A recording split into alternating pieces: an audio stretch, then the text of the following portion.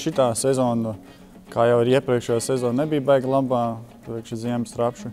Tās ražas nebija tādas, kā plānotās, apmēram no 2 līdz 2,5 tonām tikai nokulām, atkarībā no laukiem. Pie mājas atkal visticamāk bija kukaiņi, visi kāti bija izoloti, kaut arī mēs pielietojam gan arī rudenī, sistēmas iedarbības insekticīds, gan arī pavasarī, mēģinājām visu izdarīt tā, lai kā nākās.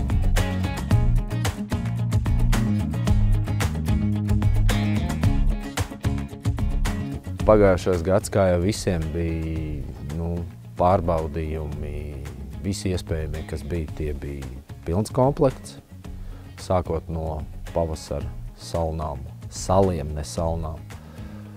Turpinājās sausums un augi mocījās un neauga. Un tad reāli problemātisks gads, protams, rudenī vēl ir ar mitrums, ar novākšanu, atkal, viss komplekts, viss, ko varēja, tas viss iespējamais bija. Bet, caurmērā ar visiem smagiem apstākļiem, teiksim, rapšā, ražs, grēks bija sūdzēties, varēja būt sliktāk.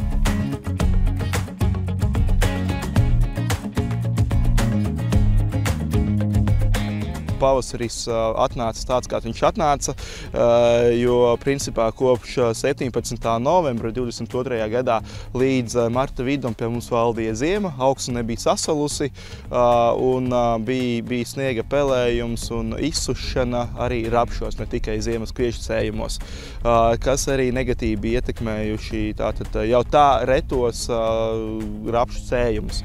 Kādas šogad tieši tu novēroji savā saimniecībā dominējošās slimības rapsī un kādi risinājumi ir iepriekš izmantot saimniecībā vai arī paralēli ar kādiem šogad tika salīdzināts tieši jaunais revidus? Kā jau katru gadu, tā dominējošā bija baltā puve. Principā arī citu tādu lielu slimību netika novērotas. Rapšu slimības, kā jau lielākam vairākumam, ir baltā puve, kas ir viena no dominējošām. Baltā puve, ko mēs nevaram nevienu gadu paredzēt, viņa būs vairāk vai viņa būs mazāk. Tātad tas ir profilaksisks smidzinājums, kas ir jāveic ar fungicīdu, un arī uz pākstiņiem sausmankumainība. Pastāst lūdzu, kāda bija tava pieredze ar jauno fungicīdu Revidas? Revidas, mēs tātad pamēģinājām labā laukā pagājušo gadu, kur arī mēs vidējo ražu novācām virs 4 tonnām no hektāra. Bija liels lauks, 160 hektāri ražojošs lauks, kur viena liela sleja bija paņemta un iemiglota ar Revidas, un pārējais lauks bija apstrādāts ar Piktoraktīvu, arī basu fungicīdu. Rezultāti bija ļoti līdzīgi. Protams, neskaitījām sausos tublājus vai tās slimības uzskaiti, protams, neveicām kā ražojošā saimniecībā, bet kuļot lauku ar kombainu, skatoties uz ražas kartēm, kas nāk iekšā, tad rezultāts bija ļoti līdzīgs. Revidas šogad izmēģinājām pirmo reizi. Esmu apmierināts. Tad, kad mēs viņu lietojām, bija ļoti smagi apstākļi. Sausums bija grandios. Tad, kad arī augi turpināja augt un briest un veidoties, īsti nevarēja saprast, vai būs kāda atšķirība vai nebūs kāda atšķirība. Bet to varēja saprast kūšanas laikā, kūšanas brīdī. Bet plus tam vēl viņa labāk sausumu šos smagos apstākļus. Viņš veic tādu kā zaļināšanas efektu. Viņi izskatījās, kad kapēk labāk. Ja citur jau bija lapas tā kā pavītušas, savītušas, tad tur vēl viņš centās uzturēt to augu dzīvu. Rezultāts ir ok.